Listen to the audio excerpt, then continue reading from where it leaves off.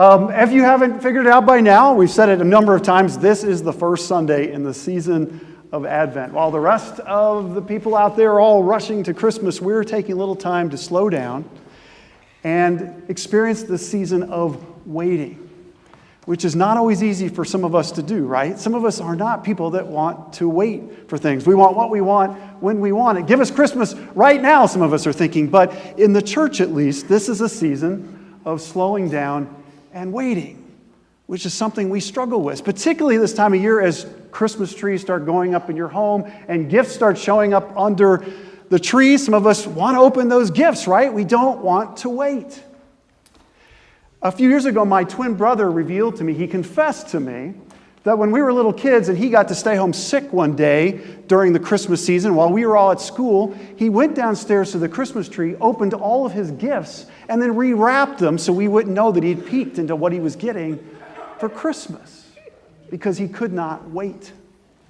And a few years later, when we were adults, I remember my twin brother and I then tried to convince our family that instead of starting Christmas Day with all this gift opening and all this mess and making that the focus of the day, we should focus on family and let's open Christmas presents Christmas night. Let's just put it off until Christmas night. How do you think that went over with my family?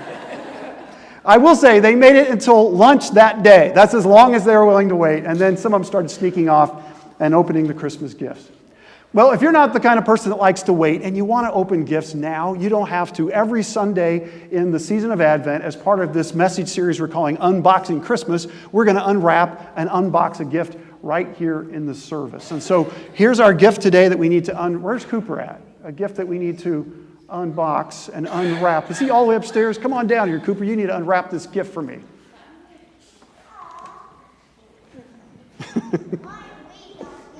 Maybe next week. Maybe next week. So,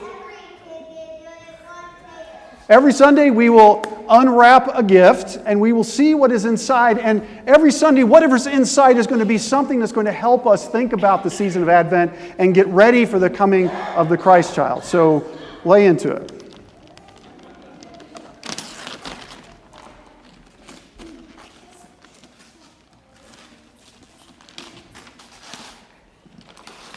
Get all that wrapping paper off. It's a box. It's a box. All right. Thank you, Cooper. Round of applause for Cooper. So, what are we unboxing today? Peace. Peace is the idea that we're unboxing today. And to help us out with a little bit of understanding what peace is all about, we have this text today from the ancient prophet Isaiah. Some of these words may sound familiar to you. The people who walked in darkness have seen a great light. Those who lived in a land of deep darkness, on them light has shined. You have multiplied the nation. You have increased its joy. They rejoice before you as with joy at the harvest. As people exult when dividing plunder, for the yoke of their burden and the bar across their shoulders, the rod of their oppressor, you have broken, as on the day of Midian. For all the boots of the tramping warriors and all the garments rolled in blood shall be burned as fuel for the fire.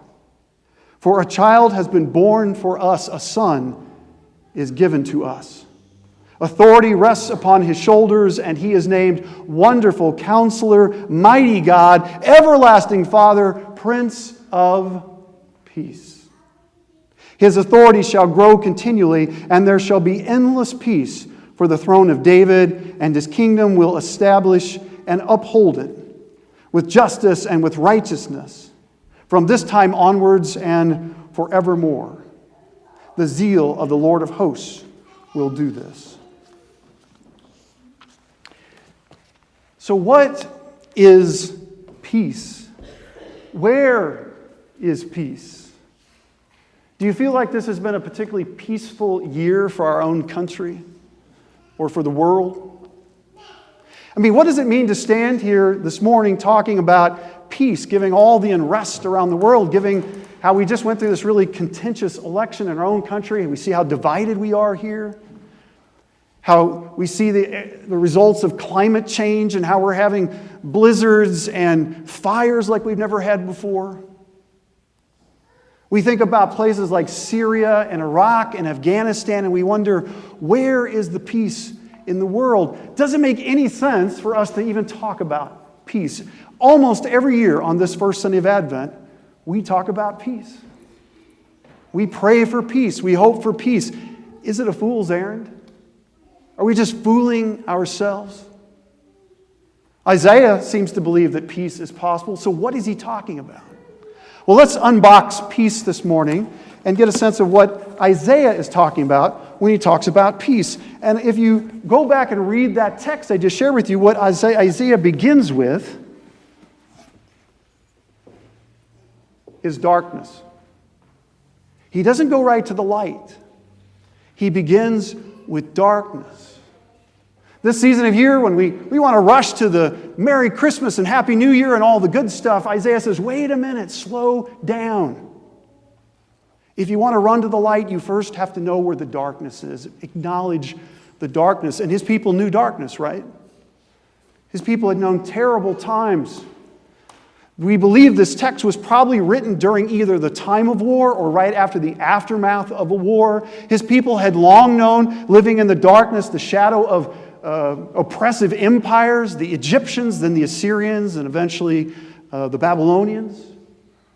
And the people were afraid during much of this time of darkness. Some of them had even rejected just serving their God Yahweh, and they had started worshiping other gods like Baal, hoping that maybe they could curry the favor of these gods to get their safety.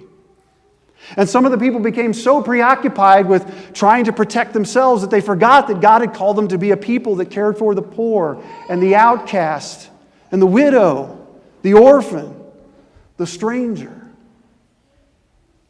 And so Isaiah begins with darkness. And so I wonder if this morning, if Isaiah was here, he might say to us, spend a few moments thinking about darkness. Where is the darkness in our world today? I'm thinking of that old Twilight Zone episode that was called I Am the Night, Color Me Black. And it's set in a modern-day, small southern town where a hanging is about to take place, a public hanging. And the man who's about to be hung is a white man, and his crime is that in protecting a black man from being abused, he killed another white man. And there's been some trumped-up charges and sort of a kangaroo court, and now he is about to be publicly executed in the square for everybody to see. And on the morning that the execution is to take place, the sun does not come up in that small town. And the day goes on, and the sun doesn't rise, and it stays dark in the town. In fact, it gets darker and darker. And by the end of the episode, they come to believe that the darkness is coming from them. That their hatred, their racism, their intolerance, their want of violence is where the darkness is coming from. And the episode concludes with them listening to a radio broadcast, the news of what's happening to them, and then the announcer starts to say, but now the darkness is spreading to other places of intolerance and violence around the United States and then to other places in the world. Where is the darkness in our world today? Where does that darkness hover? Is it at our southern border? Is it at the site of the latest mass shooting? Is it in those towns where manufacturing plants are about to close and jobs will be lost just before the Christmas holidays? Are you experiencing any darkness in your own personal life? Some of us this morning are entering this season of joy and happiness having to deal with the loss of loved ones, or economic challenges, or personal hurts and pains. Isaiah would ask us this morning, before we rush into the celebration of the season, just spiritually, emotionally sit with the thought of darkness.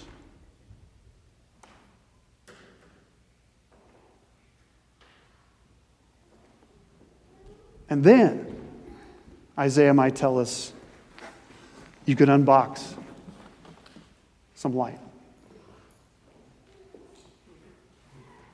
Isaiah lifts up this image of light as a sign of hope. That despite all the darkness the people have experienced, God's hope, God's light is still possible, can still come into the world. We might think about our ancient ancestors who this time of year, as the days got shorter and shorter, and they began to fear, some of them actually, that the light was going away and wasn't coming back, they started celebrating things like the solstice as a way to bring light into their lives. And so they would do things like chop up a huge log, a Yule log, and bring it into their homes, a log that would burn for days and days and days as a reminder the light is coming back. And we do that too, right? This time of year we light candles. We put lights on the outside of our homes. We put trees up and put lights on the tree. Why do we do all that? Why is light so important? I think Isaiah might say to us, light is important because it shows things that are trying to stay hidden. Light is what exposes that which does not want to be seen. So in this first Sunday of Advent, as we spend this time in waiting, maybe what we can do is spend a little bit of time asking ourselves, what in our world is trying to stay hidden that needs to be exposed? What does not want to be seen because it benefits from the dark that we need to be willing to shed the light on? As we unbox peace today, by the way, I'm going to have a lot more questions than answers for you. We have a whole season to get to the answers. So once Isaiah has unboxed the light, then his next symbol is this. Now you have to use your imaginations with this. A sword turned into a plowshare. Isaiah lifts up this idea that when God's light comes out of the darkness and there's hope again, that the oppression, the yoke that's been on their people for so long will be lifted away. That there will no longer be oppression. In fact, then all the tools of violence and oppression, all the machinery of war can be set aside because we won't need it anymore. In fact, he says the tools can be burned up in the fire, maybe we could say transformed, because we won't need those tools of oppression anymore. That's the day that he looks towards, that he hopes for. So if Isaiah was here today, he might ask us to wonder, what are the tools of oppression in the world today? Some that maybe at first we wouldn't recognize them as tools of oppression. Maybe there are things we even have ourselves, that we use ourselves, and we never thought about the fact that they're actually a tool of oppression. Maybe there are those intangible things we need to think about, like racism, intolerance, homophobia, sexism, indifference.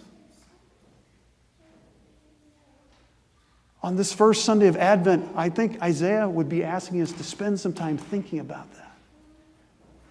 What are the tools of oppression in the world that we need to help transform or do away with altogether?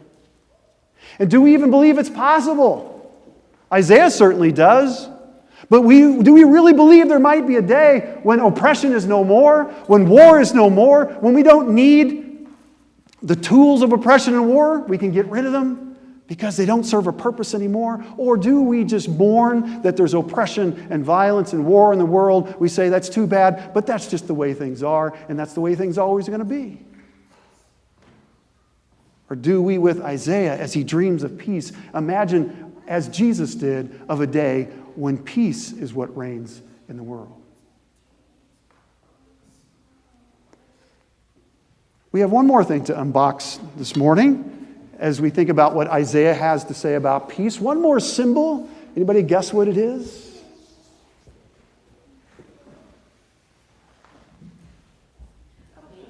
A baby. That's a pretty cute baby. A baby. Isaiah lifts up this image of a baby as the hope of the world. He says, a child is born unto us, a son is given. He'll be called Wonderful Counselor, Mighty God, Everlasting Father, Prince of Peace. You've heard those words before, right? Sometimes we sing them. Often this text that I have here today is read on Christmas Eve or Christmas Day, and we all listen to those words and we say, ah, yes, that baby is Jesus. But was Isaiah thinking of Jesus when he wrote those words? Certainly not. In fact, we're pretty certain that Isaiah was thinking about a little baby, perhaps it was being born right at that time. A baby who would be part of the lineage of King David, a baby born to be a prince, a baby born to be a king. And he was saying, perhaps we can put all our hopes into this. Finally, this leader will be the one who will bring us out of the darkness into light. This will be the leader who will transform the tools of oppression and finally bring peace to the world. This isn't, by the way, the only time Isaiah uses the image of a baby as a sign of hope. It makes sense, right?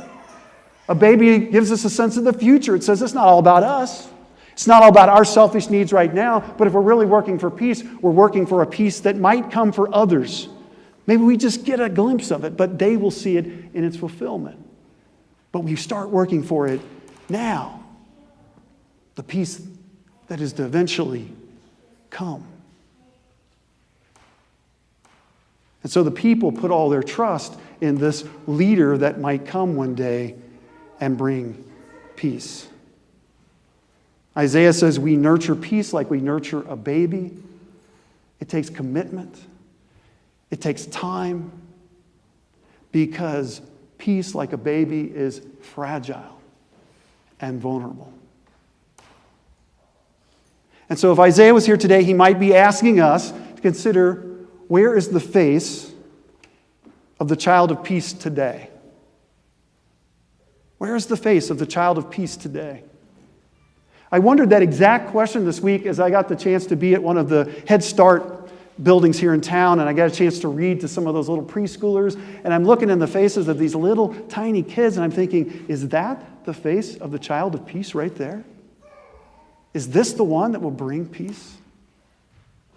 Do we see the face of the child of peace when we go down to the open door food kitchen and we serve lunch to hungry people, and almost every time there are children waiting in line to get food? Do we see the face of the child of peace in one of them? Do we see the face of the child of peace in the kids that are living with their moms right now just 2 blocks from here at the YWCA Women's Shelter? Might we see the face of the child of peace in that little boy or girl who's walking with their mother or father as migrants miles and miles away from violence and towards hope? Might we see the face of the child of peace in that little one at our southern border who's running frightened away from tear gas?